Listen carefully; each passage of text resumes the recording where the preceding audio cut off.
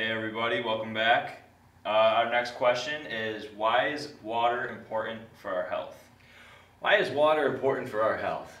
Water is important for our health for many reasons. In fact, though, it's not just important for our health, it's absolutely essential for life. You know, before we send people up on different planets and moons and things, like the first thing we're looking for is water. Because we know that without water we can't sustain life. And there are many properties of water that make this so, but let's look at what water does for our body, and then you'll understand why it's important for your health.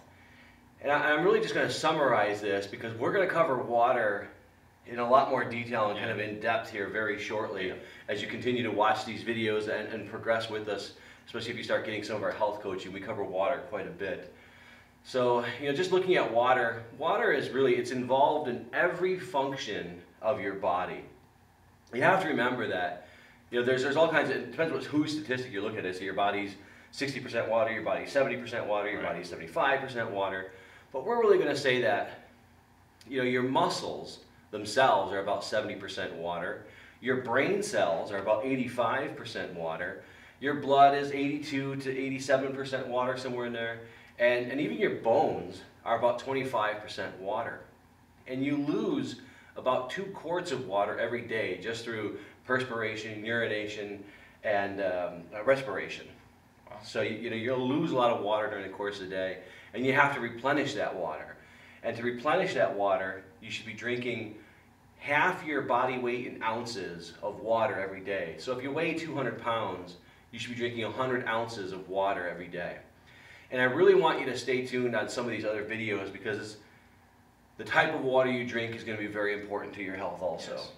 So, but really, what does water do for us? Water regulates our body temperature. It transports the nutrients and oxygen to our to our cells. It cushions and lubricates our joints, and it helps prevent arthritis and back pain. Water increases the efficiency of our immune system. It prevents clogging of our arteries, and it helps to reduce the risk of heart disease and stroke. Also, your brain, it needs water because, and the reason why it's mostly water and it needs it to function is because water is directly linked to brain function. Okay.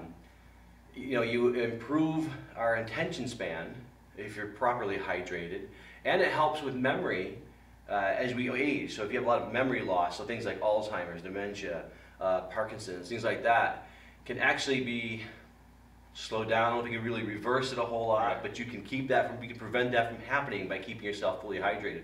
There's actually a great statistic, maybe you'll remember the actual numbers on this, but we're born at like 80% hydration, and then most of the elderly people, when they pass away, they're only like 50% hydrated. So there's a great statistic like that. Those may not be the actual numbers, so we'll get those for you when we actually cover water. But so that's why elderly people, you know, especially, they need a lot of water because their sensors, or what I want to say, you know, for thirst, are diminished. So that actually, even when they feel thirsty, they've kind of repressed that feeling of thirst so much that even when they get older, they go without water for so long, they don't feel thirsty, but actually their body is crying for water.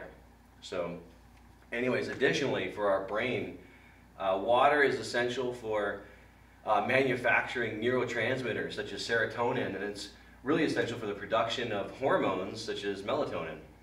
And water also affects our appearance. So if you get dehydrated, especially if you have chronic dehydration, but if you get dehydrated, your skin's not as flexible. If it's not properly hydrated, you look older faster. So actually it helps reduce the aging effects if you keep yourself fully hydrated and have plenty of water throughout your skin. You know, but chronic dehydration, you know, if you look at, those are some of the things that water does for us, and that's really why it's important for our health. But if you look at chronic dehydration, that's what millions of people have, and really don't realize they have chronic dehydration because it'll manifest itself as some physical ailment. So, you know, people think they can get their water by substituting it for soda, juice, Propel, or some other energy drink or juice. And you really can't. Nothing replaces water. You have to drink water. And a lot of people are taking medications for physical ailments, just as I mentioned, when really they're chronically dehydrated. And it's actually, when you're drinking the water to take your pill, it's the water that's doing more for your body than the actual pill is doing for you. So that's something really to keep in mind when you think about water, and it's a good reason why everybody will want to stay tuned for our series on water, because it's going to be very important. It's a foundation of your health. It's not just a fundamental. If we had our 6 fundamentals, water is one of the foundations, because like I said, it's absolutely essential. Also, if you don't have enough water, again, I said it manifests itself as some physical ailments. Some of the physical ailments that you can get if you're chronically dehydrated include joint pain and arthritis. You can get asthma, high blood pressure, you have digestive problems, fatigue, constipation, high blood pressure, eczema, and many more. So that's the reasons why water is extremely important for our health. And I've already mentioned this a few times. Stay tuned for our water series and our demonstration on the proper water to drink. And you'll really benefit greatly if you just improve that one fundamental in your health repertoire, or whatever you want to say. So, thank you very much. Thank you.